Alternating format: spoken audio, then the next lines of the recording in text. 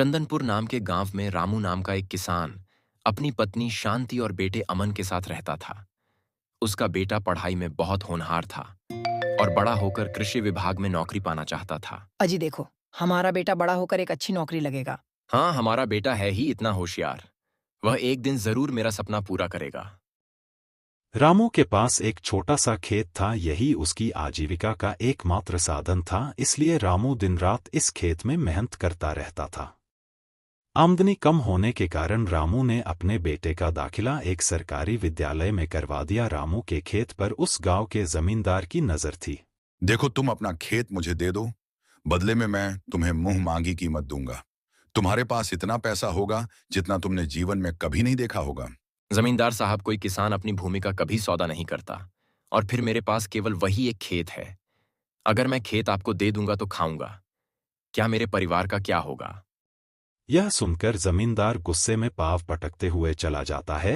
वैसे पहले भी कई बार जमींदार खेत के लिए रामू से कह चुका था, लेकिन इस बार जमींदार के सम्मान को ठेस लगी। अगले दिन रामू अपनी फसल को मंडी ले जा रहा था। यह दुर्घटना कोई हादसा नहीं था, बल्कि जमींदार के द्वारा किया गया काम था। खैर, मौके पर कुछ लोग पहुंच गए। इन्हें तो बहुत गहरी चोटें आई हैं और इनका ऑपरेशन करना बहुत जरूरी है, इसलिए आपको 50 से 60 हजार रुपए का इंतजाम करना होगा। यह सुनकर माँ बेटे सदमे में आ गए और घर जाकर पैसों की व्यवस्था करने लगे।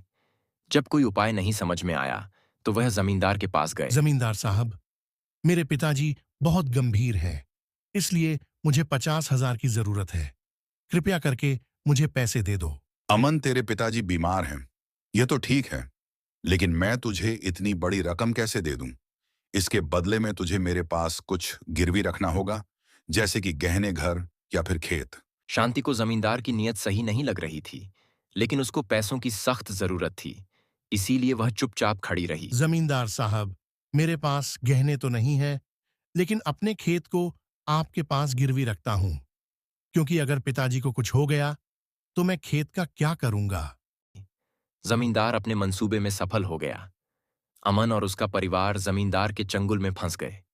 कुछ समय बाद रामू की हालत में सुधार आ गया और वह अपने घर आ गया।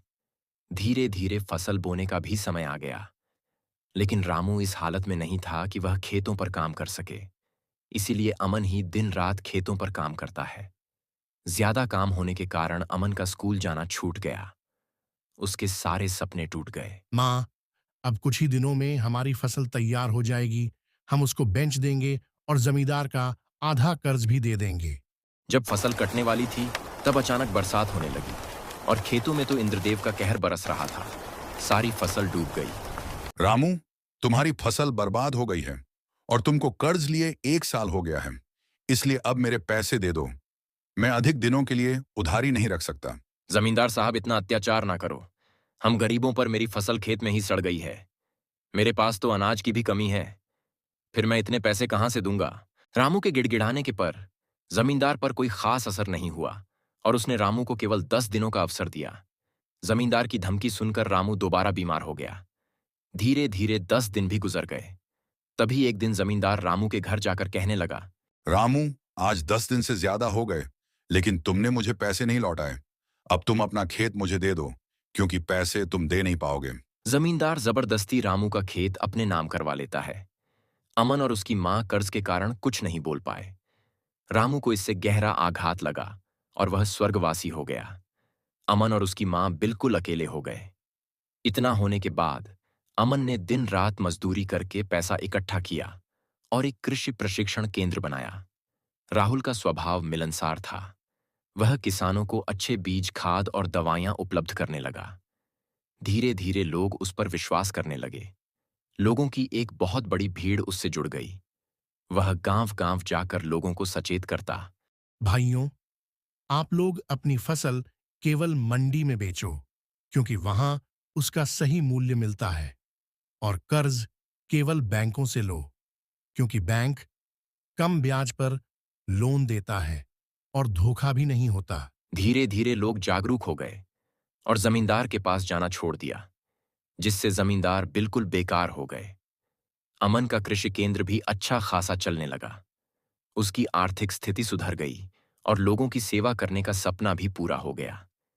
इसके साथ ही जमींदारों को उनकी तुष्ट होता का फल